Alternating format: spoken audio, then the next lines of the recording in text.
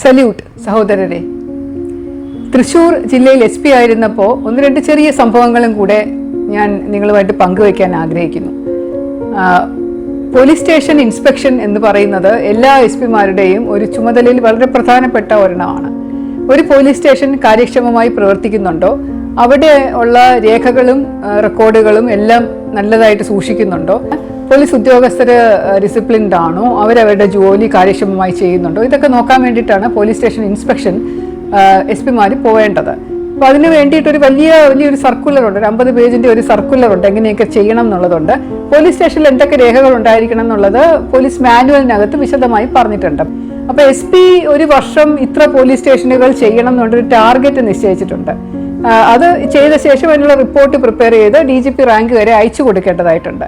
അതിൽ കുറവ് വന്നു കഴിഞ്ഞാൽ അത് SP-യുടെ എഫിഷ്യൻസി കുറവെന്നുള്ള മട്ടിൽ അത് കണക്കാക്കപ്പെടും. 8 ദിവസം കൊണ്ട് തീർക്കാവുന്ന രീതിയിലുള്ള പോലീസ് സ്റ്റേഷനുകളായിരിക്കും പൊതുവേ പോകാറുള്ളത്. അപ്പോൾ അങ്ങനെയുള്ള ഒരു പോലീസ് സ്റ്റേഷൻ ഞാൻ തൃശ്ശൂർ ഇരുന്നപ്പോൾ എൻ്റെ കോൺഫിഡൻഷ്യൽ അസിസ്റ്റന്റ് പറഞ്ഞിട്ട് തിരഞ്ഞെടുത്തത് എരുമപ്പെട്ടി പോലീസ് സ്റ്റേഷൻ എന്നുള്ളൊരു പോലീസ് സ്റ്റേഷനായിരുന്നു. കുറച്ച് ദൂരെയാണ്, വളരെ കുറച്ച് കേസുകളൊക്കെ ഉണ്ടാവാറുള്ളൂ, വലിയ പ്രശ്നങ്ങളൊന്നുമില്ല. ഒരു 10-30 കേസുകൾ അണ്ടർ ഇൻവെസ്റ്റിഗേഷൻ ഉള്ളൂ. അപ്പോൾ അന്വേഷിച്ച് നമുക്ക് പെട്ടെന്ന് തീർക്കാം, ഉച്ചയാകുമ്പോഴേക്കും ഭക്ഷണമൊക്കെ കഴിച്ചിട്ട് വൈകുന്നേരത്തോടു കൂടി തിരിച്ചു വരാം എന്നൊക്കെയുള്ള മട്ടിൽ പ്ലാൻ ചെയ്തു. വിസിറ്റ് എന്ന് പറയുന്ന സർപ്രൈസ് വിസിറ്റ് ആയിട്ട് ചിലപ്പോൾ രാത്രി കാലങ്ങളിൽ പോലീസ് സ്റ്റേഷനിൽ ചെന്ന് കയറും ആരോടും പറയാതെ. അപ്പോൾ അത് ആ സമയത്ത് സർപ്രൈസ് വിസിറ്റ് എന്നൊക്കെ പറഞ്ഞ് കുറേ പോലീസ് സ്റ്റേഷനിൽ ചെന്നിട്ടുണ്ട്. അതിന് രസകരമായിട്ടുള്ള കുറേ കാര്യങ്ങൾ സംഭവിച്ചിട്ടുണ്ട്. ചില പോലീസ് സ്റ്റേഷനുകളിൽ ചിലപ്പോൾ ചീട്ടുകുത്തുകൾ ഇങ്ങനെ കിടക്കുന്ന കാണാം, ചിലപ്പോൾ കുപ്പി ഇങ്ങനെ ഉരുളുന്ന കേൾക്കാം. പക്ഷെ എന്നാലും നമ്മൾ പോകുമ്പോൾ എല്ലാവരും ഇങ്ങനെ ശിക്ഷിക്കേണ്ട കാര്യമൊന്നും ഇല്ലല്ലോ. അതുകൊണ്ട് ചെന്നാൽ നമ്മൾ വരുന്നുണ്ട്, രാത്രി കാലങ്ങളിൽ SP എപ്പോൾ വേണമെങ്കിലും വരാമെന്നുള്ളൊരു ഇമ്പ്രഷൻ ഉണ്ടാക്കാനായിട്ട് ഇങ്ങനെ ഇടയ്ക്കിടയ്ക്ക് പോകുമായിരുന്നു. അപ്പം എല്ലാവരും എപ്പോഴും സൂക്ഷിച്ചിരിക്കും. പക്ഷേ ഇൻസ്പെക്ഷൻ എന്ന് പറയുമ്പോൾ നേരത്തെ ഒരാഴ്ച മുമ്പേ പറഞ്ഞിട്ട് എല്ലാ തയ്യാറെടുപ്പുകളോടും കൂടി അവർ കാത്തിരിക്കും. അപ്പോൾ അത് രാവിലെ തിരിക്കണം. പരേഡ് ഇൻസ്പെക്ഷൻ തുടങ്ങുന്നത് 7 മണിക്കാണ്. അതിന് മുമ്പായിട്ട് സ്റ്റേഷനിൽ എത്തണമെന്നുണ്ടെങ്കിൽ ഒരു ഡിസ്റ്റൻസ് അനുസരിച്ച് അത്ര നേരത്തെ സ്റ്റാർട്ട് ചെയ്യണം, യൂണിഫോം ഒക്കെ ഇട്ട്. വയർലെസ്സിലൂടെ പറഞ്ഞുകൊണ്ടിരിക്കും ടൈഗർ വരുന്നുണ്ട്, ടൈഗർ എന്നാണ് SP-യുടെ വയർലെസ്സിൻ്റെ കോഡ് നെയിം. അപ്പോൾ ടൈഗർ ഇവിടെ എത്തി, ടൈഗർ അവിടെ എത്തി എന്നൊക്കെ പറയും. അപ്പോൾ നമ്മൾ അവിടെ എത്താറാകുമ്പോഴേക്കും എല്ലാവരും നിരന്ന് നിൽക്കും. CI ആണ് പരേഡ് പ്രസൻറ്റ് ചെയ്യുന്നത്. പോലീസ് സ്റ്റേഷനിലുള്ള എല്ലാവരും അവിടെ നിൽക്കും. ആദ്യം ഒരു പരേഡ് നടത്തും, പിന്നെ അത് കഴിഞ്ഞിട്ട് ഡ്രില്ല് നടത്തും, ലാത്തി ഡ്രില്ല്, മറ്റ് പല ഏകദേശം ഒരു 3/4 മണിക്കൂറോളം പരേഡ് ഇൻസ്പെക്ഷൻ കഴിഞ്ഞ ശേഷം ഒരു ബ്രേക്ക് ഉണ്ട്. ആ ബ്രേക്കിൻ്റെ സമയത്താണ് പോലീസ് ഓഫീസേഴ്സിന് ഡ്യൂട്ടി ഡീറ്റെയിലിംഗ് കൊടുക്കുന്നത്, ഏതൊക്കെ ഡ്യൂട്ടിയാണ് ഓരോ പോലീസ് ഓഫീസറും ചെയ്യേണ്ടതെന്നുള്ളത്. പിന്നെ അതിന് ശേഷം ബ്രേക്ക്ഫാസ്റ്റ് ഉണ്ട്.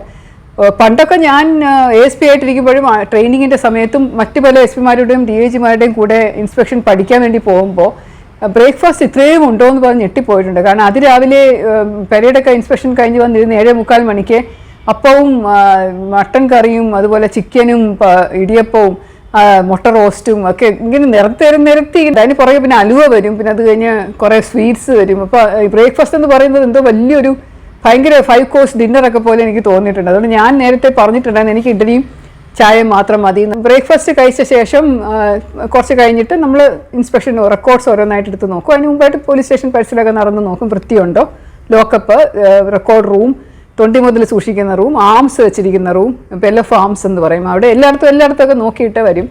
അപ്പോൾ രജിസ്റ്റേഴ്സ് എല്ലാം അവരിങ്ങനെ ബ്രൗൺ പേപ്പറിൽ വെള്ള പേപ്പറിൽ പൊതിഞ്ഞ് നീറ്റായിട്ട് എഴുതി എല്ലാം നീറ്റാക്കി വെച്ചേക്കും. സാധാരണ സീനിയർ ഓഫീസേഴ്സ് ഒരു പോലീസ് സ്റ്റേഷനിൽ പോയി കഴിഞ്ഞാൽ ഒരു 10 പേരെങ്കിലും ഫയർ ചെയ്യണം. ഫയർ എന്ന് പറഞ്ഞാൽ ആൾക്കാരെ വിളിച്ച് ഷൗട്ട് ചെയ്ത് എന്താണോ അങ്ങനെ യൂണിഫോം ശരിയായില്ല, അത് ശരിയായില്ല, ഇങ്ങനെയാണോ ചെയ്തത്, ഇവിടെ എന്തൊരു പാടുണ്ട്, അത് കഴുകിക്കൂടെ, വൃത്തിയായിക്കൂടെ, ചെടി വെക്കാത്തത് എന്താ, വണ്ടി ഇങ്ങനെയാണോ ഇടേണ്ടത് എന്നൊക്കെ പറഞ്ഞ് കുറേ വഴക്കൊക്കെ പറയും. എന്നോട് പലരും ചോദിക്കാറുണ്ട്, പൊതുജനങ്ങൾ പലരും ചോദിക്കാറുണ്ട്, നമ്മുടെ പോലീസ് ട്രെയിനിങ്ങിൻ്റെ സമയത്ത് തെറിവാക്കുകൾ പഠിപ്പിക്കുമോ പോലീസിനോട് പറയാനായിട്ടാണ്. പക്ഷെ പഠിപ്പിക്കുകയൊന്നുമില്ല.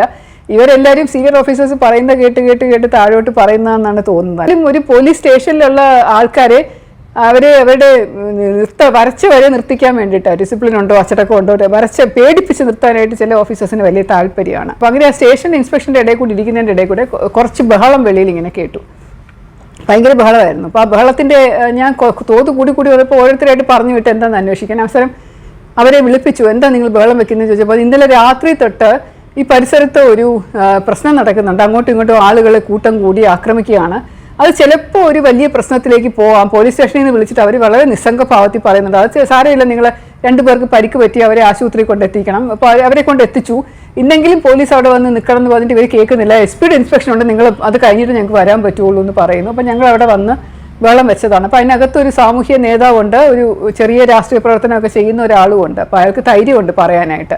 അപ്പോൾ അവരെ സ്റ്റേഷനകത്തോട്ട് കയറ്റി വിടുന്നില്ല, SP ഇരിക്കുകയാണ്, ഇൻസ്പെക്ഷൻ നടക്കുകയാണെന്ന് പറഞ്ഞപ്പോൾ ഞാൻ നോക്കുമ്പോൾ ഒരുപാട് ആളുകൾ പരാതിയും കൊണ്ട് വന്നവരൊക്കെ ഇങ്ങനെ വിഷമിച്ച് നിൽക്കുകയാണ്. അവർക്ക് പോലീസ് സ്റ്റേഷനിലോട്ട് കയറാൻ പറ്റുന്നില്ല. SPയുടെ ഇൻസ്പെക്ഷൻ എന്ന് പറഞ്ഞു കഴിഞ്ഞാൽ അന്നത്തെ ദിവസം പോലീസിനുള്ള സേവനം ഓൾമോസ്റ്റ് ഫ്രോസൺ നിന്ന് കഴിഞ്ഞു എന്നുള്ള മട്ടിലാണ് നടക്കുന്നത്. അപ്പോൾ ഇൻസ്പെക്ഷൻ്റെ സമയമാകുമ്പോഴേക്കും ജനങ്ങളെ സേവനം ചെയ്യുക എന്നുള്ളതാണല്ലോ പോലീസിൻ്റെ ഏറ്റവും വലിയ കർത്തവ്യം. ആ കർത്തവ്യം എന്തുകൊണ്ടോ അവർ SP വന്നു എന്ന് പറഞ്ഞുകൊണ്ട് അത് മാറ്റിവെക്കും. എന്നിട്ട് അവർ പരിക്കിൻ്റെ പുറകെ പോവും, ബ്രേക്ക്ഫാസ്റ്റ് അറേഞ്ച് ചെയ്യാൻ പോവും, ലഞ്ച് അറേഞ്ച് ചെയ്യാൻ പോവും.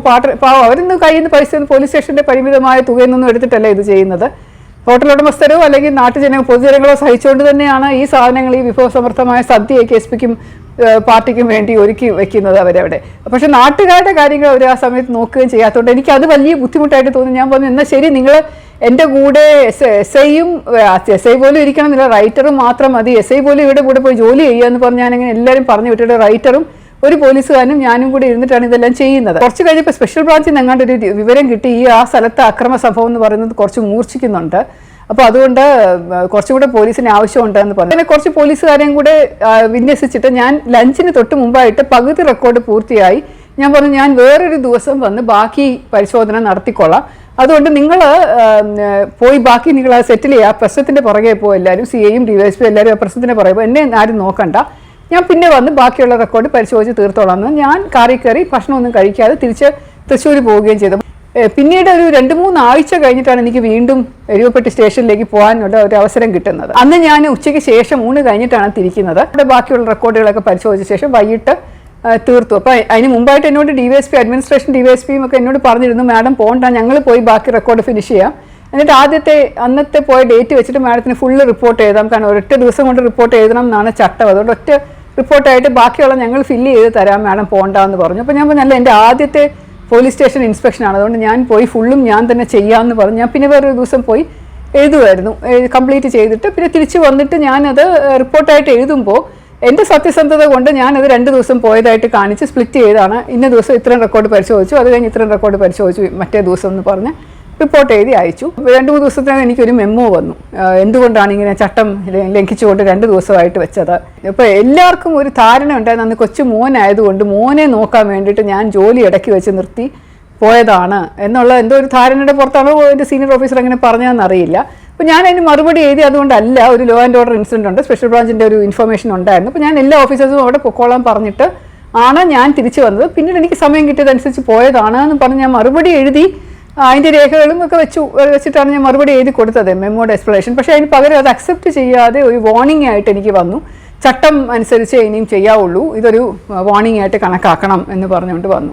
പോലീസിൽ വളരെ കർശനമായിട്ടുള്ള ചട്ടക്കൂടുകളുണ്ട്, പക്ഷെ അത് ഇരുമ്പൊലക്ക ആണോ എന്ന് എനിക്കറിയില്ല, കാരണം പല പല സാഹചര്യങ്ങൾ കൊണ്ട് അത് മാറ്റേണ്ടി വരില്ലേ. നമ്മൾ പരമാവധി നീതി ആൾക്കാർക്കും അല്ലെങ്കിൽ സ്റ്റേഷനും പോലീസിൻ്റെ ആൾക്കാർക്കും ഒക്കെ എത്തിച്ചു കൊടുക്കുക എന്നുള്ളതാണല്ലോ ഒരു ഓഫീസർ എന്നുള്ള നിലയിൽ കടമ. പക്ഷേ എഴുതി വെച്ചിരിക്കുന്ന ചട്ടങ്ങളിൽ നിന്ന് അണുവിട വ്യത്യാസം വന്നു കഴിഞ്ഞാൽ അതൊരു അച്ചടക്ക ലംഘനമായിട്ട് കണക്കാക്കിക്കൊണ്ട് ഇങ്ങനെ മെമ്മോകൾ കിട്ടുന്നത് കുറേ കിട്ടിയിട്ടുണ്ട് എനിക്ക്. പക്ഷേ ഇത് എന്നെ കുറച്ച് അതിശയിപ്പിച്ചു. അപ്പോൾ ഞാനൊരു തീരുമാനം എടുത്തു, ഞാൻ എന്തായാലും DIGO IGO ഒക്കെ ആയി കഴിയുമ്പോൾ അല്ലെങ്കിൽ DGP ആയി കഴിയുമ്പോൾ ഇതിന് മാറ്റം വരുത്തിക്കൊണ്ട് ഓഫീസേഴ്സിൻ്റെ ഡിസ്ക്രിപ്ഷൻ അനുസരിച്ചിട്ട് വ്യത്യാസങ്ങൾ വരുത്തി അത് പ്രോപ്പറായിട്ട് എക്സ്പ്ലെയിൻ ചെയ്താൽ മതി. ഒരു സർക്കുലർ വയലേഷൻ എന്ന് പറഞ്ഞുകൊണ്ട് മെമ്മോ ഒന്നും കൊടുക്കേണ്ട കാര്യമുണ്ടോ?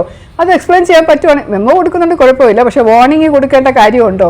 വാർണിംഗ് എന്തൊക്കെ പറയുന്നത് ഒരു ഓഫീസർക്ക് കിട്ടുമ്പോൾ അതൊരു ആഘാതമാണല്ലോ. ഞാൻ നേരത്തെ പറഞ്ഞല്ലോ ടൈഗർ എന്നുള്ള കോൾ സൈൻ ഉണ്ടെന്ന് പറഞ്ഞല്ലോ.